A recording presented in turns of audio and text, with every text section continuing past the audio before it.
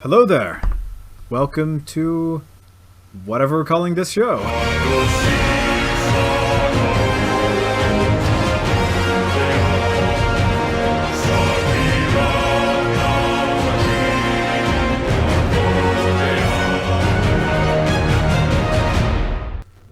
So, what questions do you have for me today? Well, currently, I had a question considering the Galactic Standard Calendar, and Sure. it says that it's the calendar timeline set for the Star Wars and the events within it. It's based on the BBY, ABY from Star Wars Episode 4, A New Hope. Can That is correct. you? I know that there's 1,000 videos out there, but can you just briefly, for our viewers, just differentiate BBY and ABY and um, how they pertain to the game?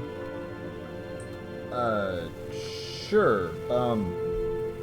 So this timeline began as a simple reference included at the in front of books in the 90s. They would say before before when you think of Star Wars, you usually think of in reference to the first episode. You know what I mean.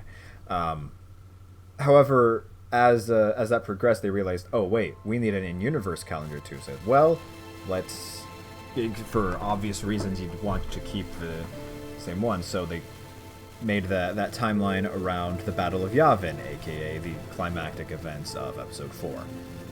Now, this has always been a topic of much debate in the fandom. For example, a lot of people said, wait, wouldn't it make a lot more sense to make a timeline around the Battle of Endor, 4 years later in Return of the Jedi, because that's when the Emperor was killed and the New Republic formed and yada yada. And yes, that does make more sense in some ways.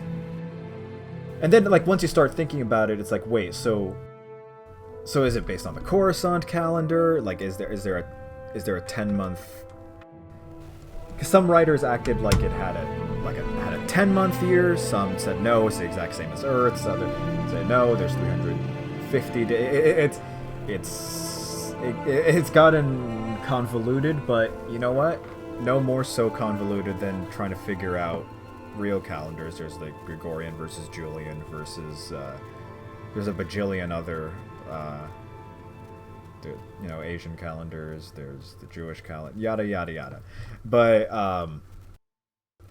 my rationalization for it is that it does, for in-universe historians, they could not pass up the opportunity because it actually there were events that lined up that synchronized with it exactly at like 3,000, 4,000, 5,000 years prior, which is, obviously a result of writers. They obviously meant like circa 5,000 when they were writing their respective comics or novels or whatever. But that ended up becoming exact dates in certain reference books. So it's like, well, so my idea is like there's some, I don't know, some like historians at the New Republic Historical Office, whatever. They're like, okay, we cannot pass up this opportunity and it'd just be so much easier for writing our papers when we establish that the Great Hyperspace War, 5,000 BBY, the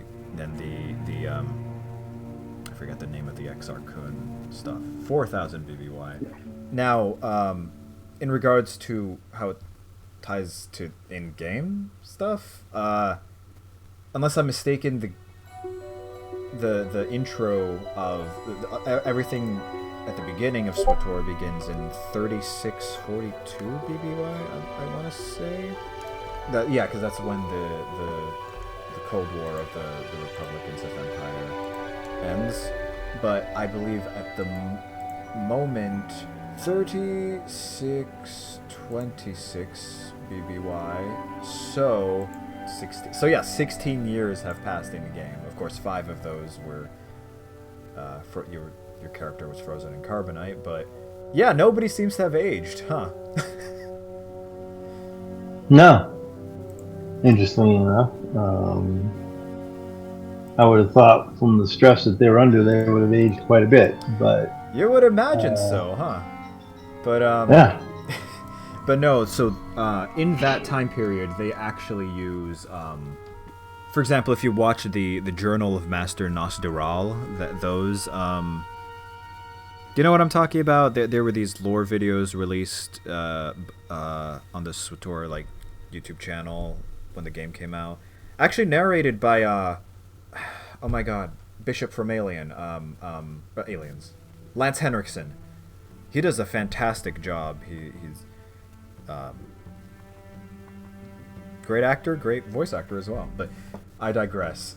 So yes, they use the Treaty of Coruscant as their 0 point for the calendar. So yes, currently in game it is year 27 after Treaty of Coruscant, whereas yes, we began year 11 after Treaty of Coruscant. So time flies when you're having a galactic war. yes, it does.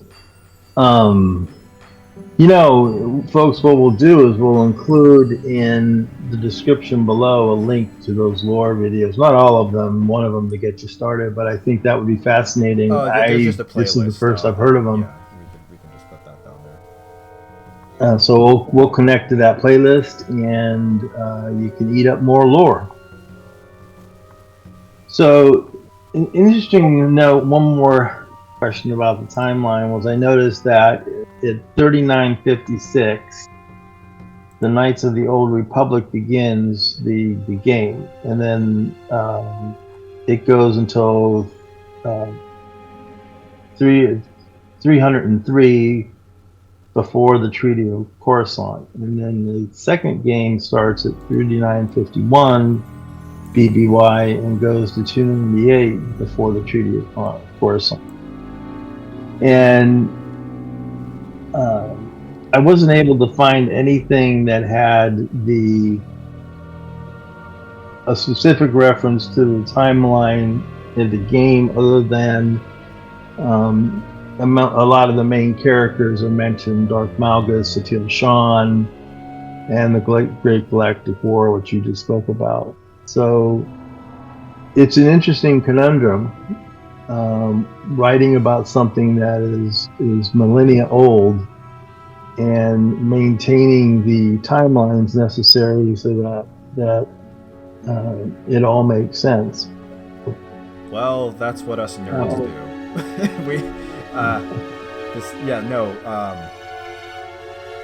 Honestly, that's always been one of my favorite aspects of any fictional franchise, really, is figuring out the history, like be it in Halo, Warhammer 40k, just these expansive. But you were asking as to the difficulty of maintaining a timeline. Tell that to new Disney canon, because they haven't been doing great in terms of conflicts of their. Oh no! Oh, the character died at this. Anyway, not to get all. What's the word? Complainy or whatever. But yes, the. Oh yeah, I was just. Go. No, I was just commenting on the fact that it's interesting that these bulk years are referenced for 2 of the games, but then the characters are referenced. So I understand that, because in essence the game, we're living it as we're playing, and that makes it was just an interesting twist to me. Wait, what about the characters?